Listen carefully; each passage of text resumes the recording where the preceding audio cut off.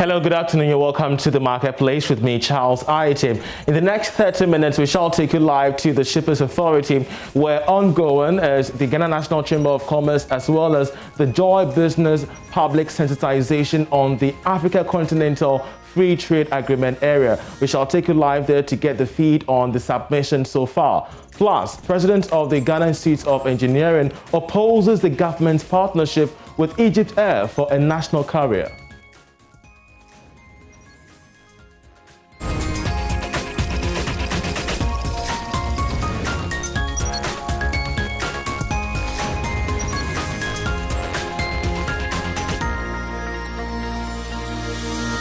And even aside from that, the new Canadian High Commissioner to Ghana has listed clean tech and agribusiness as part of her priorities to deepen bilateral trade. We have more from her as she hints of technical support for the Secretariat of the Africa Continental Free Trade Area. My name is Charles Ayete. We'll be coming back shortly with all the details. Do stay. Hello and welcome. President of the Ghana Institute of Engineering, Leslie Alex Aye, has opposed the government partnership with Egypt Air for a national carrier. Egypt Air is reported to have been chosen as the preferred partner in the establishment of a new home-based carrier for the country. Joy Business gathers that the Aviation Ministry settled on the Cairo-based airline after an extensive scrutiny by the committee put together by the government for search for a strategic partner. Well, speaking to Joy Business, engineer Alex Aye said, and of course, he warned of conflict of interest on the part of Egypt Air and this new agreement. I would say that if you're going to partnership, you don't go to partnership with your rival. You know, we can't have investors. And I think that the investors, they don't need to. The government really knows why it's talking to Egypt, etc. But I'd rather that we didn't talk to Egypt Air and have some investors, you know, so we can build it. Because when decisions have to be made in the long run, especially when it comes to the hub, they would want it there in their country. And that way, it could affect your intentions.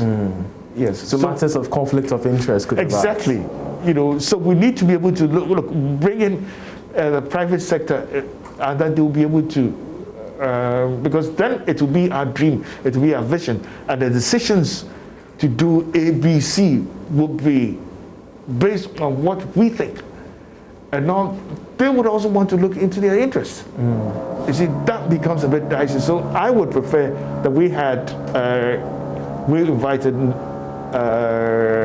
business people rather than a carrier. I think we have to provide an enabling environment for a carrier like Africa World Airlines. I mean, we need to talk to them and see what the vision is.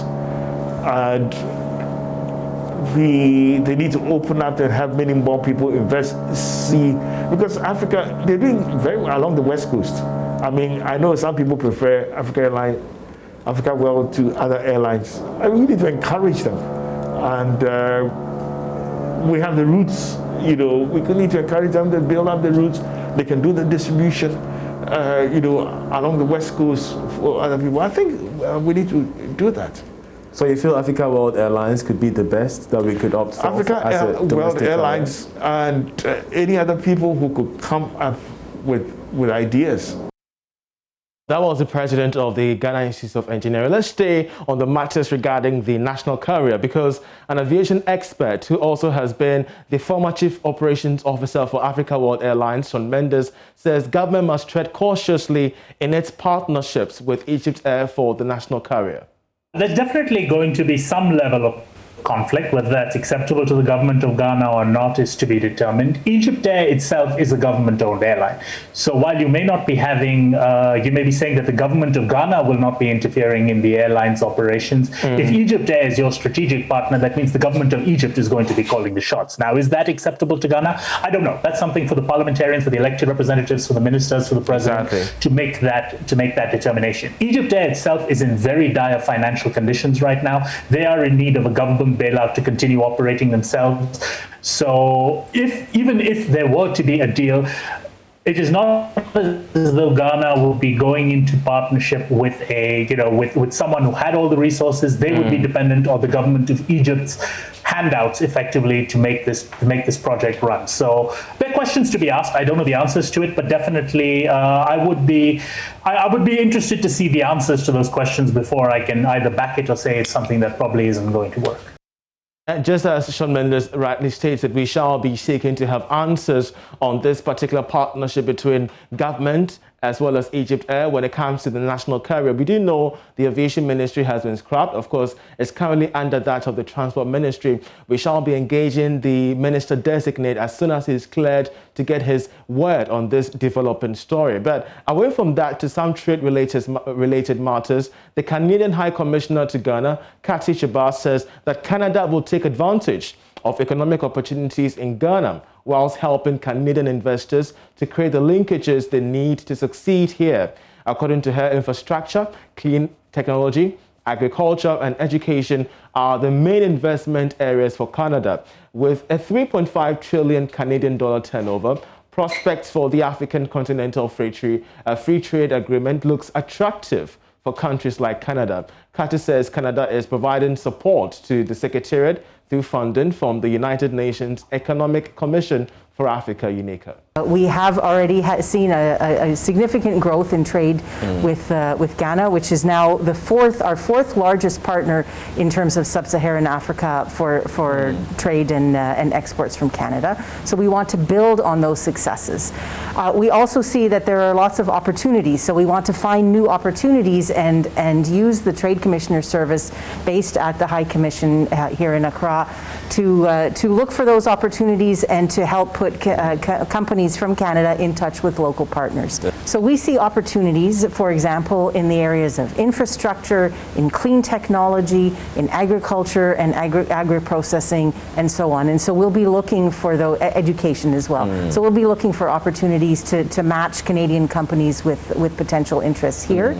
And then thirdly, we're going to rely on partnerships that we already have in place. That's great. So we have the Canada-Ghana Chamber of Commerce that's based here in Accra and with whom I had the pleasure of meeting recently. We have a Canada-Africa Chamber of Business based in Canada, which is also an important partner. And then there's an alumni group of Ghanaians who have studied at Canadian universities, which is also a great way for us to put in place some of those people-to-people links that will help to encourage new trade and new investments. So I think with those three elements, we have a good strategy. That's great. But let's also touch on the continental free trade, because trade, the single African market, so important. We're looking at excess of $3.4 trillion annually. How is Canada positioning itself to ensure that investment within Ghana, Canada, under the single market is futile? So first, let me say that I think the establishment of the African Continental Free Trade Area is a huge success, and I congratulate all of the countries that participated, including Ghana and other African member states. I think also Ghana deserves a lot of praise for having offered to host the Secretariat, and I think that will make sure that Accra remains on the map of how this free trade area goes forward. So we are providing support to the Secretariat directly through funding that we are providing to the United Nations Economic Commission for Africa, UNECA. And we're looking for new ways to also support the Secretariat. And I have to say, as a country that relies very much on trade, and as a member of what used to be NAFTA, the North American Free Trade Agreement, and is now the Canada-United States-Mexico Agreement, we fully recognize that a trade arrangement like this is so important to allow for the free flow of goods and services. And for example, for those people who choose to invest in a country like Canada, which is relatively small with a population of just under 38 million, that actually gives access to a market of 500 million people by including the US and Mexico. So we see the same opportunities here with the African CFTA. I recognize that this is intended to be a free trade arrangement for the members, the sub-Saharan or the African countries that are members. At the same time, I also think that it offers opportunities for countries like Canada. Well, as we've been stating ever since the bulletin started, we shall be taking you live to the Shippers Authority, where ongoing is the Chamber of Commerce, that of the Joy Business Sensitization on the Continental Free Trade Agreement area. As you can see on your screen, an official from the Ghana Revenue Authority, Customs, actually addressing the audience there regarding the opportunities there are when it comes to export and imports and after. Let's listen in shortly. Block in ICOMS for after the tariff heads has these numbers and the like. What does that mean? Unfortunately, I can't see it well. Which Please one? come closer, because Which one? there's a cordless mic. Yeah.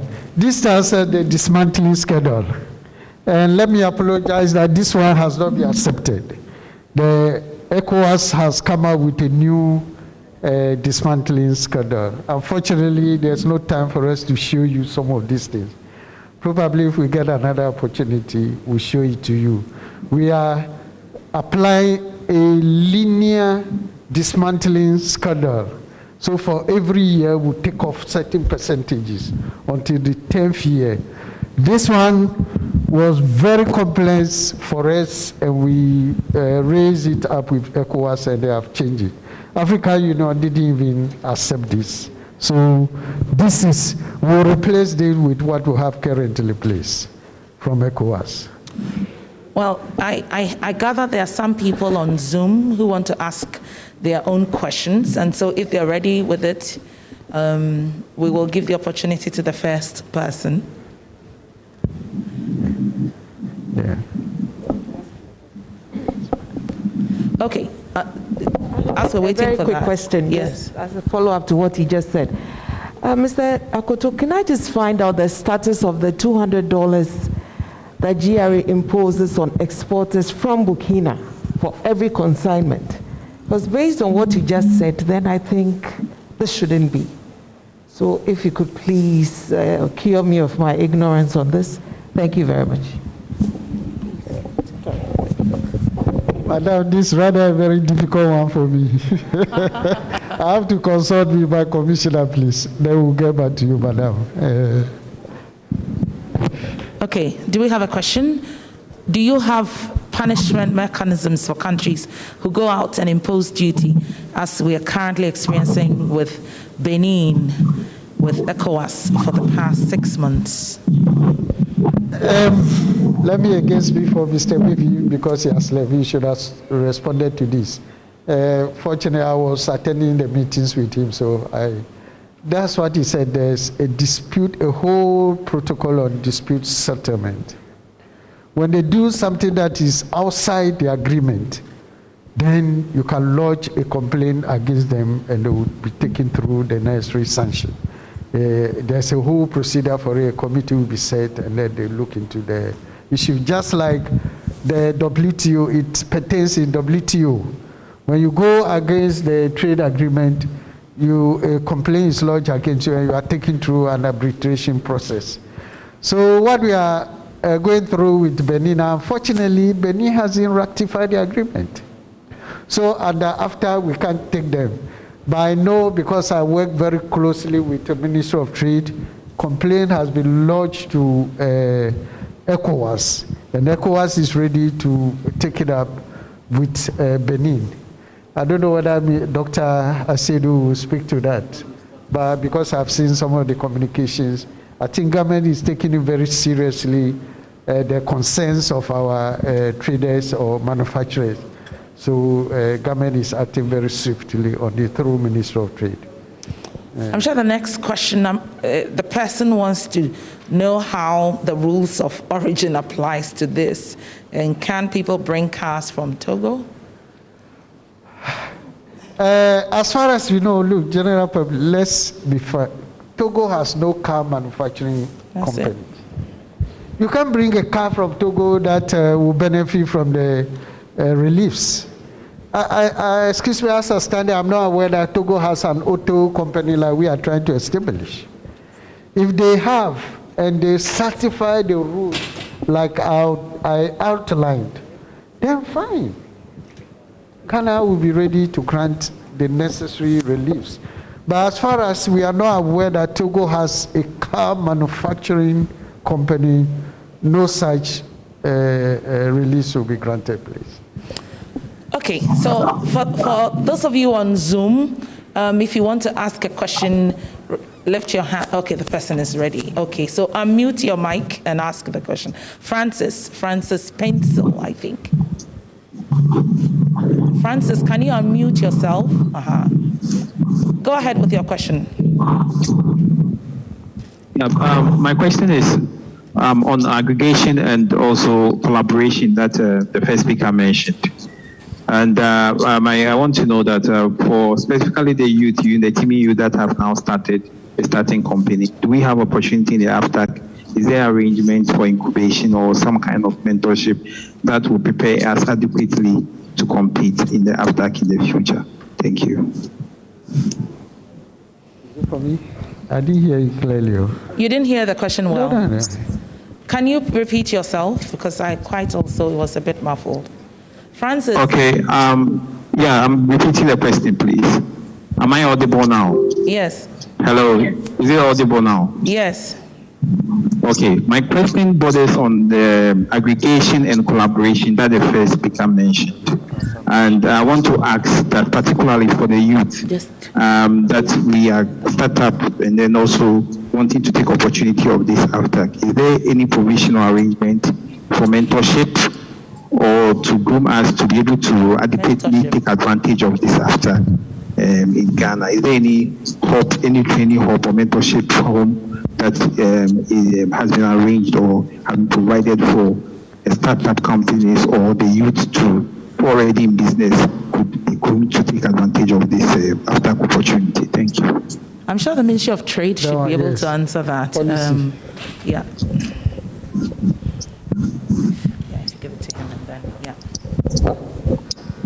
Thank you for the question.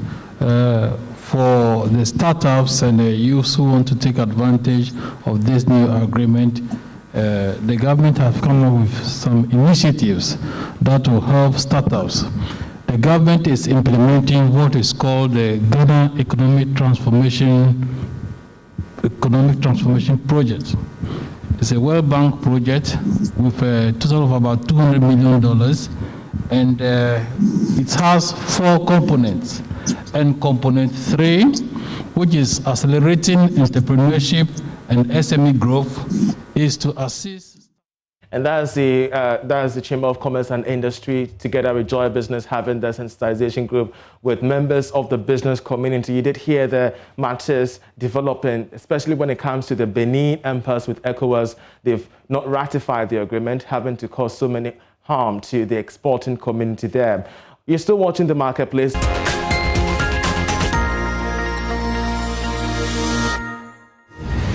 Hello and welcome. Now, the first batch of COVID-19 vaccines have arrived in the country. And for that, we place a spotlight on a group of young Ghanaians applying communication engineering tools to alleviate the spread of fake news amid the pandemic. I visited the office space of Veamo, where techpreneurs are engineering communication coding tools to aid the dissemination of trusted health advice. Here's more. The World Health Organization has cited fake news as the infodemic impeding moves to curb the spread of the coronavirus. In the heart of Accra, these young minds have taken the challenge to end the menace of wrong information amid the pandemic. My name is George Arthur Sapon. I'm Director of Engineering at Veamo. In my role as George's focus has been to engineer communication tools needed to feed consumers on every little information on COVID-19.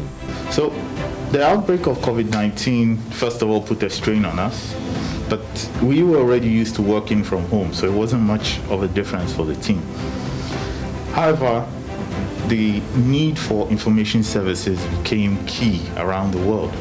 And so we and our colleagues around the world were working hard on this solution, where we've launched in various countries across Africa and Asia. And so we're constantly working around the clock to provide access to these services in local languages. It's proven to us that the work we're doing is relevant. We found a lot of uptake in this period. For us as a team, we've still remained, closer Our policies have been quite flexible, working from home, so it wasn't much of a difference for us. But then it's shown to us that information is important to people for them to make healthy decisions, even as we still deal with it. It's not like we're out of it.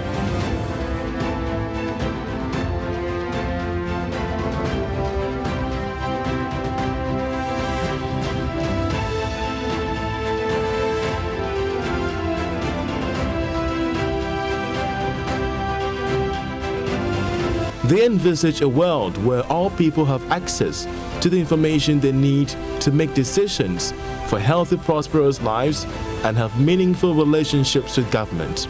Suhini Salim Sango is Regional Manager, Design and Implementation for VIOM. You can see several contents that are created, and one, the ninth one, is actually coronavirus. So that is content that we created specifically for coronavirus, the COVID-19, and people can access this. We also have something we call games. Games are, the 1G games are sort of a content that we create that allows the end user to create their own story. So the stories are crafted around COVID-19 and people can interact with it. Here's what's going to happen. We shall replay this particular package for you on Business Live at 5 p.m. In the meantime, I'm Charles Aite. It's been great having you. Enjoy the rest of our programs.